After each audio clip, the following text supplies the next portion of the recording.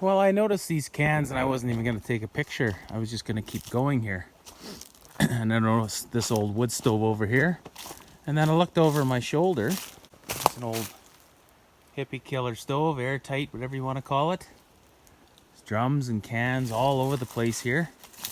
And then I noticed this little thing back in there. I don't remember that from years ago traveling. I know I was on this trail, but I don't remember seeing this. But it's concrete. Some kind of an oven here or what? Wow, that's cool. I don't remember this. Is this maybe the POW camp? Might be. I know there's definitely an old POW camp back here. So I think this is the location of the, or one of the locations of the Garneau sawmill. Apparently they had 4 locations from like about 1930 to 1958, I think is what the timeline was. But supposedly they had these German POWs that worked at these camps. So they were like just a bunch of prisoners that basically didn't mind being here at all. In fact, most of them enjoyed it. But nonetheless, they were, I guess, prisoners of war. Or maybe there was like an internment camp where because I heard they did that as well. I think they did that with the Japanese. I'm not sure if it was First World War or Second World War, but where they rounded up these people that they thought might be a problem in Canada here, because we were at war with, Japan or Germany and all these things back in the 2 wars that we had, World War I and II. And so what they did was they rounded them up. But here, as far as I know, this was supposedly actual prisoners of war shipped over from Germany, just men, and there was no families or anything like that in these camps, whereas these other internment camps, I think, was like whole families were kind of held against their will. But yeah, so apparently these men that worked here, they thoroughly enjoyed their time, and actually some of them applied to come back, and some of them did come back to the area after the war was over.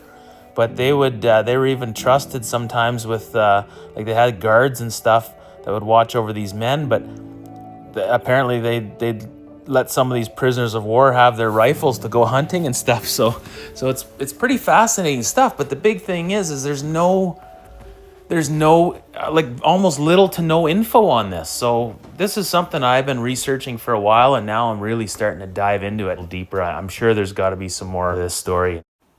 Look at this. There's just metal everywhere. So something big went on here. Was it a logging camp? Oh, something died over here too.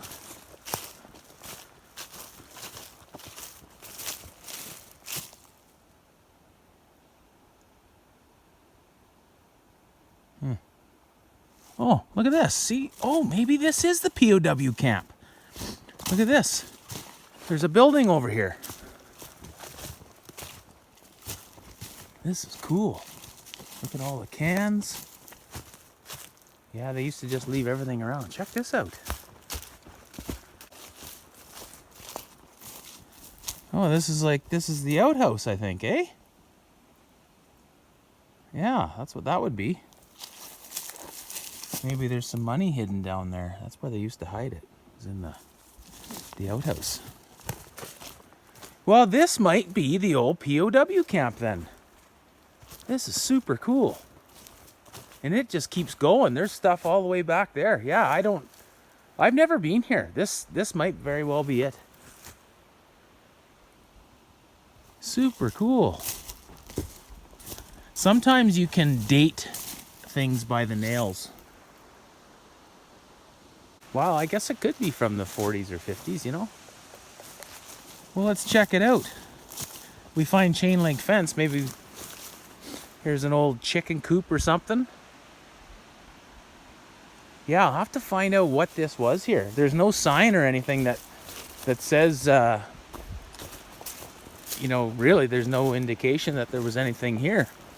Some of the other places have signs up.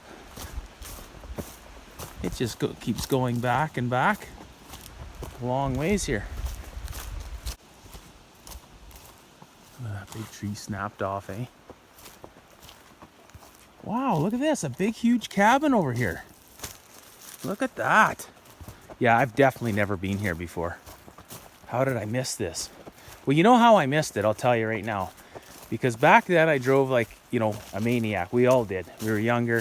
And we were on quads, so we had helmets on. Full-faced helmet. Sometimes, you know, you kind of miss stuff maybe a little bit. Yeah, that's a pretty decent-sized cabin.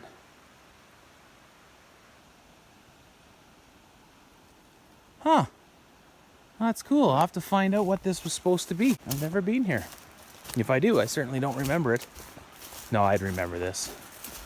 I remember exact dates. That last time I was on this trail was actually August of 2005, and I have pictures of it. There's the creek below down there. What a cool little spot. So there's another stove, the stove for that cabin. The old hippie killer. These things had such a reputation for, you know, they got the name hippie killer for a reason, right? Well, I did a little modification to my stove, and it works awesome. In fact, it actually burns super clean now. I'm really surprised. So maybe I'll patent that idea or something and make my own stove. Well, I'm gonna go check it out a little more here. So much to see. Yeah, look at that. That was definitely not cut with a machine. What about the rest of them?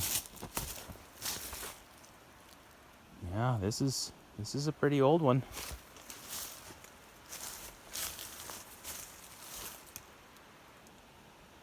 The ends are all axed. They're not cut with a chainsaw. So very, very neat. Trees are growing up through the center of it already. Wonder how far back it goes. Some more logs there. Something dug out here. Probably that's probably where they stored their food.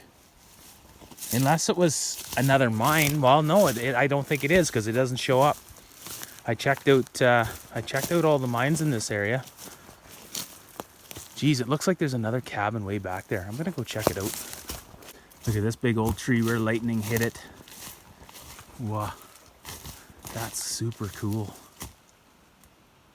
I was reading a book that said some of these, I think some of these trees are from the 1300s. Like that is a huge, huge tree for this area. Like not like BC, that wouldn't be a big tree. That'd be average. But for around here, that's a huge root system there.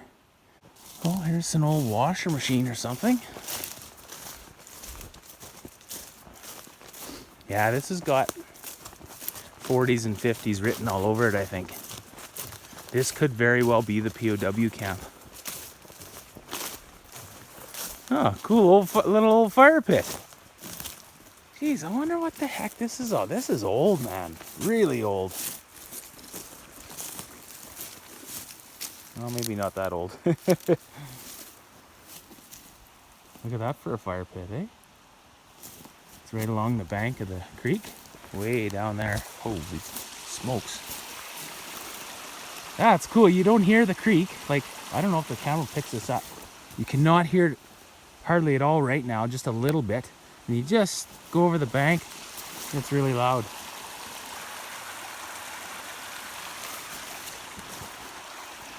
Yeah, right on, big ridge here. Creek bank, whatever you want to call it.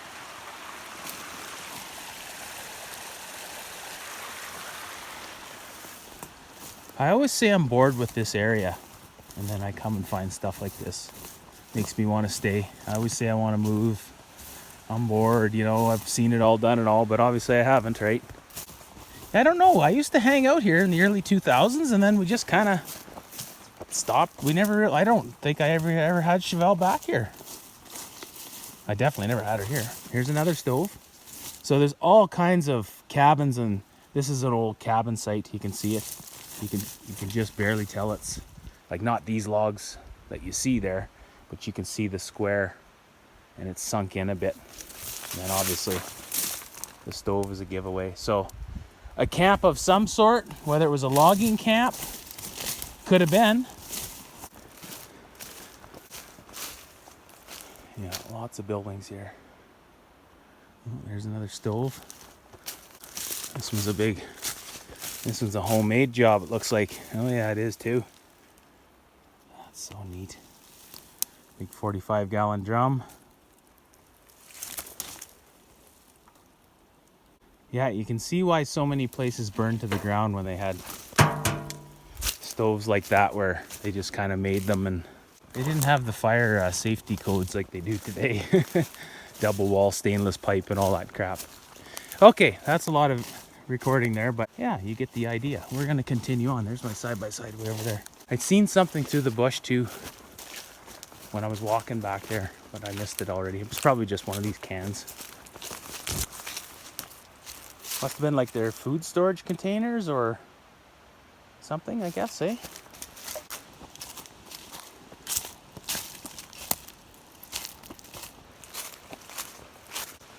Trail's nice and wide here, not like back there. Well, I didn't make it too far, and I seen this little mound of dirt that just seemed almost out of place. And then I'm looking through there, and I see exactly about what you can see through the camera there. It almost looks like an old cabin. I'm gonna go check this out. Super hidden though, as you can see.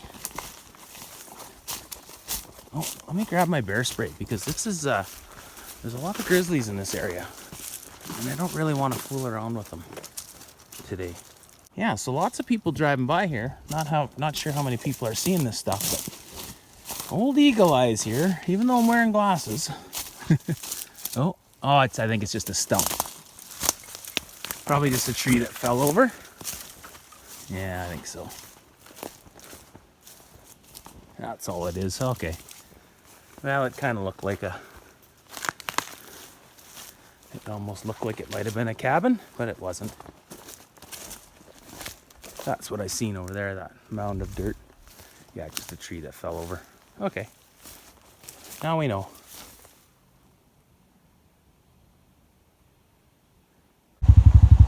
Now I see this little side trail, and I think that's gonna go back to where I want it to go, because I'm going the wrong way. So we're gonna try it. I remember seeing on the way in, right at the very beginning, way back there, a trail to the left. That would make sense that that's this one. We'll see. Wow, this trail is fairly well traveled. It's tight. I wouldn't want anything bigger than this side-by-side, like nothing wider, but it's a nice trail. I cannot wait to get power steering. That is going to be a game changer for trail comfort. It's pretty dangerous actually not having it, because you can, you know, like you can break your hand. Like, it's steering wheels all over the place there on trails like this. Yeah, so anybody that watches my videos knows that I've since put power steering in, and it was a game changer. Like, it's way easier to drive, much safer. So awesome. Check this out, folks. Maybe this is where a rocket landed.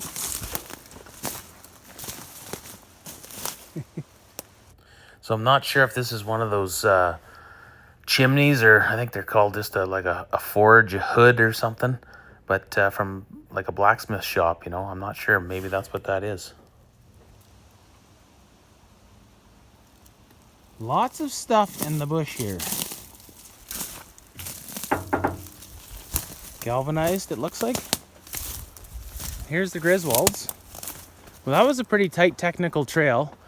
I don't know if it's this trail or I gotta take her that one back here, but I have been on here. That's what's nice when you get a mark on your GPS, then you know, right? I'm pretty sure that's the trail back there that we gotta take to get back to where we need. Okay, we're gonna continue on. We made a nice loop. We're close to our original trail. Okay, we made it back. We're just about at the trail here.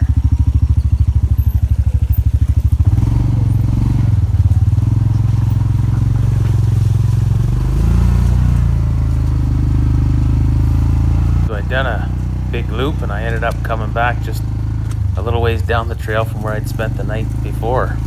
Okay, so we'll have to take the upper trail this time.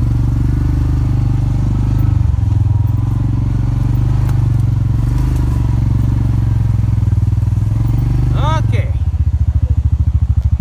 We'll take the higher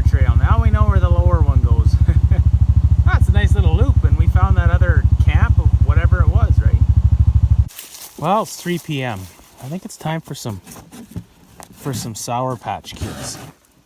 Where are they? They're in here somewhere. Ah, there they are. Link in the description. You gotta have your Sour Patch Kids.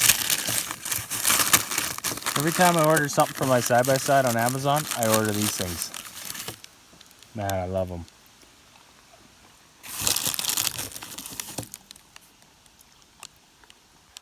Okay, well, I stopped and talked to a hiker back there.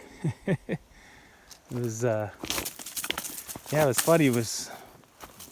I had a 911 call there a couple years ago or a year ago or something like that, and she actually was there with the rescue crew.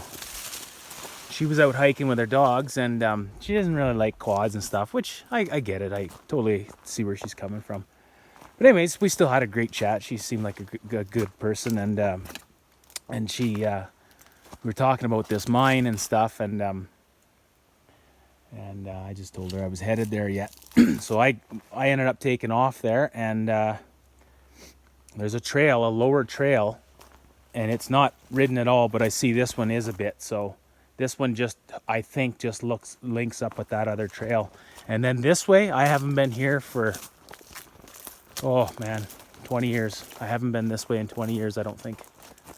So we're gonna go this way. We're gonna go to the mine, and then we're gonna go this way, and yeah, we're gonna continue on.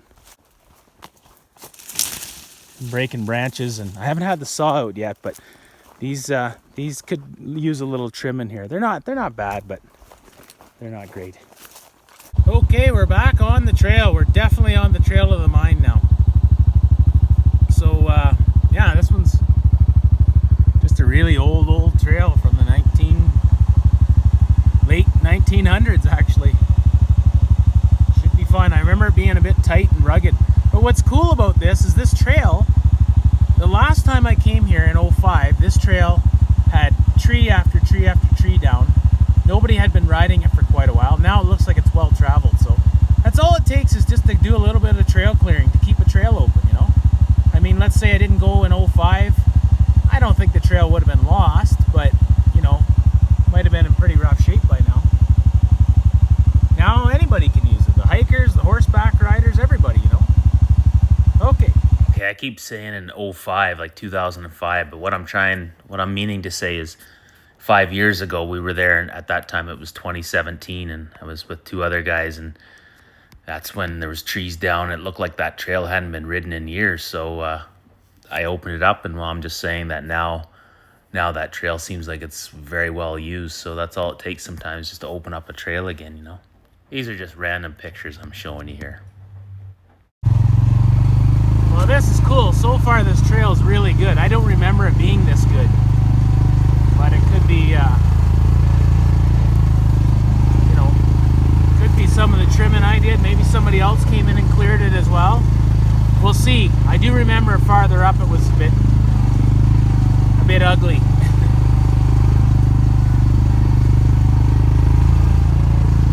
Just a nice tight little trail. It's yeah, I don't think it was this good before. I'm pretty sure of it.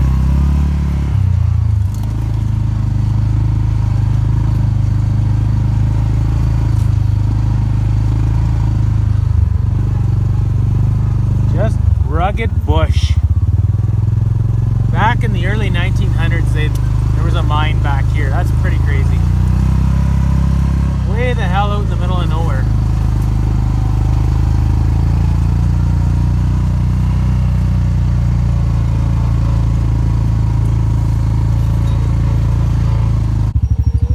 Came up here in a trike one time.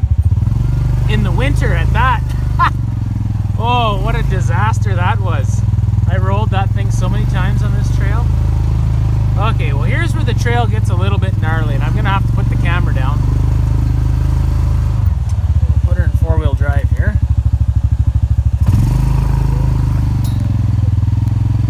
Actually, this thing works really good in the technical stuff. I'm surprised how good it gets around. Whoa, look at that, eh? Just like nothing for the old side hilly. Just up here. This is just a cool old rugged trail. Some people, they like to drive 100 miles an hour with these things, but these quads, like these side-by-sides, like they weren't meant to go 100 miles an hour. They were meant to do what I'm doing right now. Crawl through the bush. Nice and slow. So this picture was actually, that was from that trip that we did in the winter, and that wasn't actually my trike. That was a friend's trike. He didn't ride it much, and he just told me he wanted me to take it out for a rip. So I was like, okay, twist my arm. And anyways, took that three-wheeler, and oh man, I rolled that poor thing so many times. I didn't wreck anything, just slow rollovers, but this trail was really hard to do on a trike. A lot of off-camera stuff and dipsy doodles. Oh, there it goes. Came out. Yeah, you can really notice when it's in four-wheel drive. It makes a bit of a vibration. You know, I don't know. The U-joint seems good and tight, but it is the original Chinese U-joint. So when this U-joint goes, I'm going to put an actual factory Yamaha U-joint. I don't want to mess with it again. That's what I say now, but who knows? I might, yeah, you never know.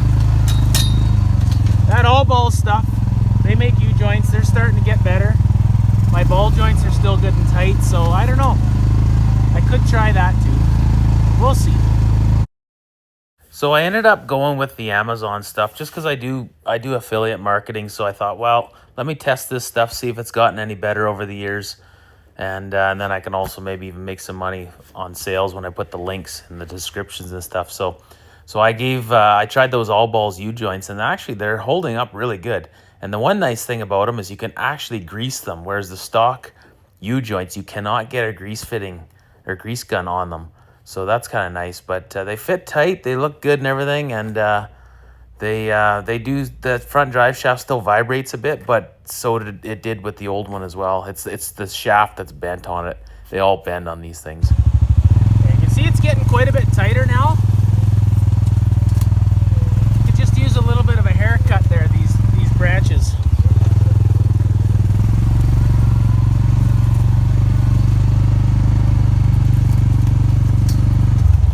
I just keep breaking them off like this. I'm just going slow, and I just keep cutting here. Now I'm pretty sure this is what I cut. These ones here, or actually they might be newer.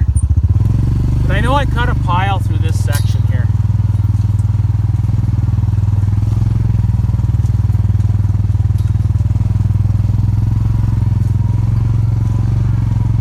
I guess we'll know if I see my initials. I don't know if I put them on there. Sometimes I put the date and the initials. We're not too far away from the mine now. So I'm gonna put the camera away until we get there. Ah, we're getting close. I can see the mountain ahead of us.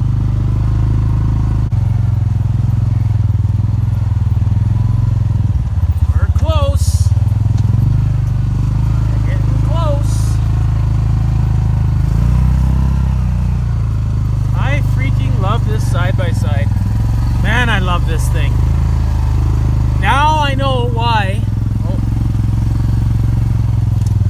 Now I know why side-by-sides are so popular. Because the Rhino made it that way. The Yamaha Rhino. That's what this thing basically is. The Chinese version of it. But they just make this whole experience fun. Like, I've come in here in a dirt bike, I've come in here in a three-wheeler, and I've come in here in a quad. And all those side hill sections that I came to, back behind me, they're kind of sketchy, or they feel sketchy. Like, they feel like you're gonna roll off and land in the trees in the bottom. Like, there's like lots of stick stabbers, and you know, you fall off the horse here, you're gonna be a hurting unit. But this thing, it doesn't even feel like it's nothing. It just idles over everything. Like these obstacles, like I'm just in two-wheel drive here.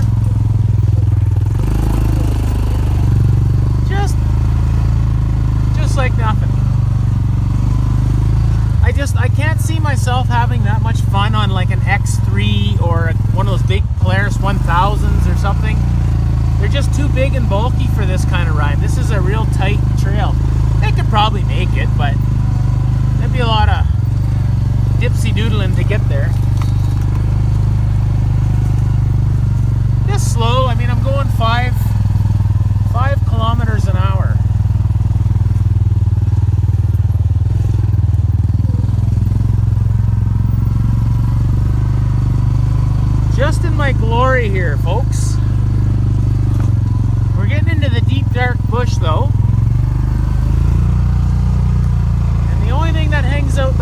are the animals.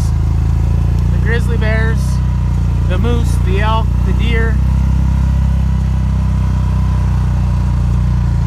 I think we're coming up on it. Maybe somebody's here. We'll see. Do your part, folks. All you have to do is break a few branches. I break more than the average Joe does, I'm sure, but I like doing it. It's really easy in the winter. Yeah, just, you know, break them off. Then the trail's clear, and then it looks like that after, instead of all these sticks slapping you in the face and stuff.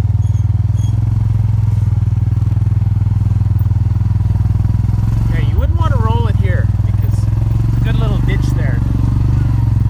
But like, it's nothing in the side-by-side, especially since I've stiffened up that those back shocks. Really, really nice now. Before, it used to feel like I was going to roll every time I got to something like this. Now it's nice and stable. And I'm going to put 2-inch wheel spacers on the back, so it's even going to be better yet. There, I'm going to break these off too.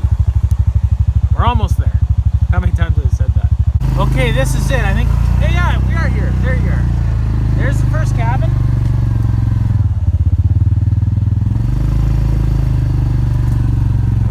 We're going to get out and show you this here.